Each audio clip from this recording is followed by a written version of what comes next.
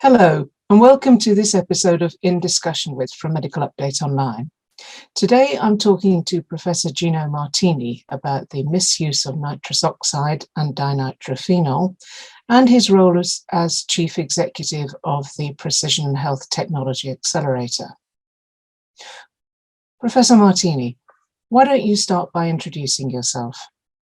My name is Gino Martini. I'm the Chief Executive for the Precision Health Technology Accelerator, which is a wholly owned subsidiary of the University of Birmingham. Prior to this role, I actually was the Chief Scientist for the Royal Pharmaceutical Society for about 4 years. Can you just give us a brief overview of your role?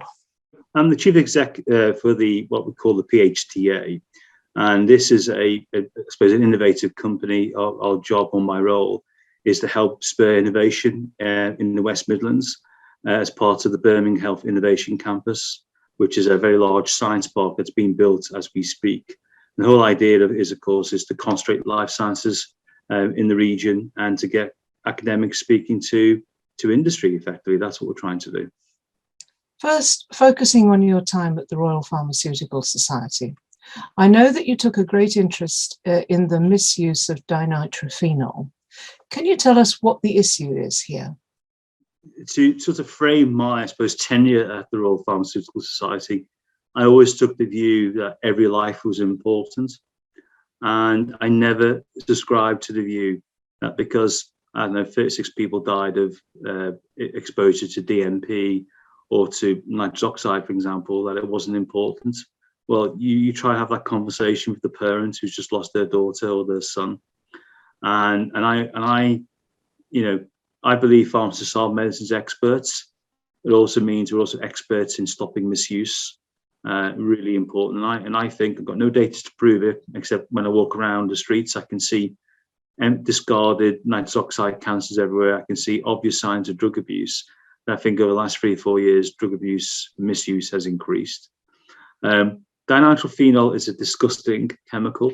It was banned for many, many years in the 1930s. The FDA said it should not be used for human use, consumption. And effectively what DNP does, it actually stimulates the mitochondria in your cells to work faster, and therefore they generate more heat. And unfortunately, young people who've been taking it suddenly overheat and die of heat exposure. It's a horrible way to die. And I thought this chemical, which had been banned for human consumption years ago, has had the resurgence in use. And I felt we should try and stop that. And a lot of the other chief scientists, my predecessor Jane Lawrence was the same. I think Tony Moffat before her. Many presidents have been involved. I know Ash Soni has spoken to the parents of victims, of the people who've died, as has Sandra Gidley, and of course I've been involved. And I felt it was really important, but I never, ever subscribed that the fact that because more people die of heroin overdose, that actually is not very important. It is important, How do you think the problems with dinitrophenol should be tackled? I know that some people have called for it to be banned, but I understand it also has industrial uses, so this might be difficult. I mean, I'll be very clear. My preference is for it to be banned. And I can say that. I would have said that as a chief scientist for the Royal Pharmaceutical Society. I believe the current position from the Royal Pharmaceutical Society is for it to be banned. I know other organisations don't want it. I actually don't understand it. I think it's all chemistry. I can't see any use for it in fertilisers. I just think it's completely outdated for use in the 2020s. And so, I've had those conversations with the parents of a number of young people who've passed away because of this dreadful chemical, and it is a dreadful chemical.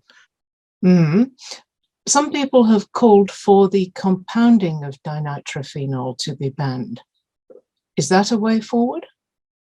I think the compounding bit is just, because let's face it, as pharmacists, we used to compound, and to our shame, we've kind of lost our skill. But to me, it also stops a little bit of a loophole. I mean, people were shipping this chemical in bulk. And so if you sort of ban compounding of it, you actually stop it from being put into capsules or sachets, because that's how it was being given to young people. So it's almost like another step that says, hold on, you can't say you didn't know what was going to happen because you've taken the step to compound it, i.e. put it into a capsule. Therefore, that's illegal. So you can't do it. Anything that adds another obstacle in people trying to distribute this particular chemical, I think is a good thing. But let's get back to basics. Let's get it banned outright, or certainly under control of a pharmacist. And linked to that, of course, is stopping it being compounded completely. Let's just get this thing out of circulation. And also, some people have called for dinitrophenol to be made a Class C drug under the Misuse of Drugs Act. Is that an option? You see, we shouldn't be calling it a drug.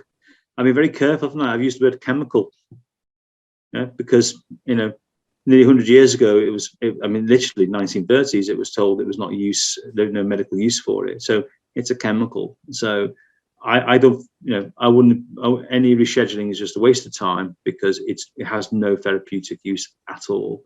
So treat it as a chemical, treat it as a nasty chemical, and just get it banned, or so restricted that nobody can get their hands on it.